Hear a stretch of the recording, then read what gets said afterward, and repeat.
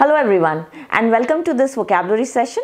Now there was a special mention by a student who wanted the meaning of the word touche and niche to be explained. So now this word touche, T-O-U-C-H-E, and with a thing on the E, it's a French word and basically it has two meanings. One is an old word used in the game of fencing. So fencing, you understand, there's a long sword and you wear a white suit and people do a duel with each other with their swords. Sword is called as an épée. Alright, so épée or an épée. And touche is when you accept that you have been hit, so you say touche. That is one. But the common word when we use touche, commonly you and I don't do fencing as such. So we use the word touche when somebody has shown themselves as smarter than you or me. So they try to actually they make you surrender and then you say, okay, touche, right? That okay, I agree or I accept that what you have said is correct. So it's like a remark. So it's not really used in a sentence, it's used like an exclamation mark. All right, fine, thank you, like that. So normally we don't use it in a sentence, used as an exclamation, as a as a remark. So you say touche, okay, fine, I accept what you're saying. So it's like that, you accept defeat or you accept that what the other person is saying is correct. So that's how you use the word touche. And then you talk about this word niche. Now niche is again a very commonly used word nowadays. It's a very commonly used word. Niche means a small space, a special place for yourself. So like by my vocabulary teaching, I'm trying to carve a special niche for myself on the YouTube. There are so many teachers who are teaching so many things in English, but I'm trying to carve a space, to make a space for myself. So I'm trying to create a niche for myself here. So carve out a little space, make a little special corner. So it's a niche product, or I'm catering to niche clients, or I have a small space for myself which I have created. So that is called as niche, and that's how you would use it. So touche and niche, two fancy words for you. And now let's come on to our normal words. These are also not normal words, they are nice, good words and different words. So we start with manacle. Now manacle basically is like an obstruction, sort of a rukawat which stops you from movement, something. So it's like handcuffs or something. Yeah, aapke raaste mein, on your way there is some obstacle which is stopping you.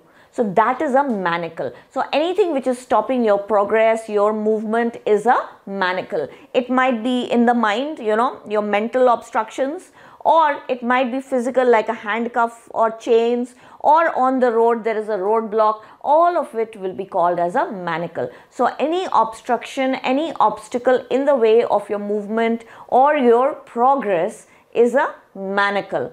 So any constraint again something which is holding you back, hindrance again an obstacle, an entanglement, phas jana, being tangled with something, so you're wrapped around in something, so entangled, so again stopping you from movement. That is what is manacle, and opposite of it is catalyst. Catalyst is something which speeds up a reaction, which speeds up something. So that is catalyze something. Catalyst we use in chemistry to speed up a reaction, right? So that is what is a catalyst. A stimulant, again a booster, something which increases the speed of whatever is going on. So a catalyst, a booster, or a stimulant. That is the opposite of a hindrance or an obstacle which is pulling you back or stopping you. The next one, nescient. Now nescient comes from the word scient, and scient is the root word for science, which means knowledge, to know. So nescient basically means not knowing, being ignorant, being uninformed, and science or science or scient means that you have knowledge. So science actually means knowledge, knowing something, and nascent means not having knowledge. Don't confuse that with nascent, N-A-S-C-E-N-T. Don't confuse this word and this word. Nascent means beginning of something. Alright, so N-A-S-C-E-N-T, nascent means the beginning of something, the starting point of something. So nascent stage, that is different, a beginner stage. Whereas nescient, not having knowledge about something, ignorant about something. So incognizant, something that you cannot cognize. Cognize means to recognize. So incognizant means cannot be recognized. In fact, Cognizant is a very famous company. And then ignorant, uninformed. Opposite of it will be aware. When you know, heedful. When you're heeding means you are knowing about something, you're paying attention. So attentive, heedful, knowing something. And conversant. Conversant means well versed with something. When you have full knowledge, you are conversant with the language, you are conversant with the subject, means you have full knowledge of it. And from that word comes the word conversation, when you can talk about it, right? So that's how you would use it. Okay. Ostentation as a noun, and ostentatious behavior. When you are excessively displaying something, showing off something, so that is ostentatious behavior, sometimes bordering on being rude. So some person who's showing off something. So we had done words like egoist and egotist, and people who are showing off too much, haughty and all. So their behavior is ostentatious, they're trying to show off something.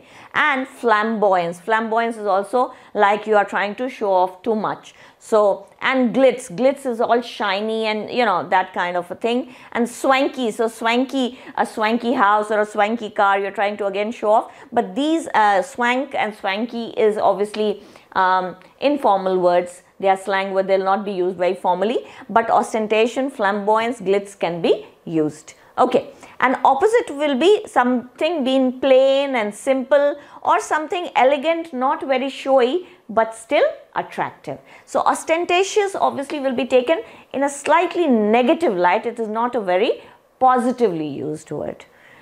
Coming to the last word for today is to proliferate.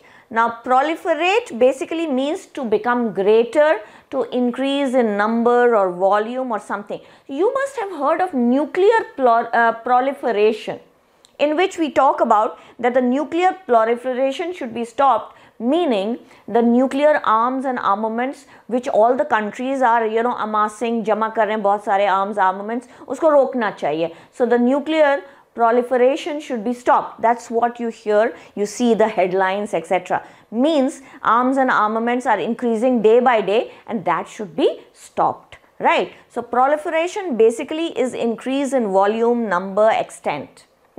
Can be used positively or negatively. It's a neutral word.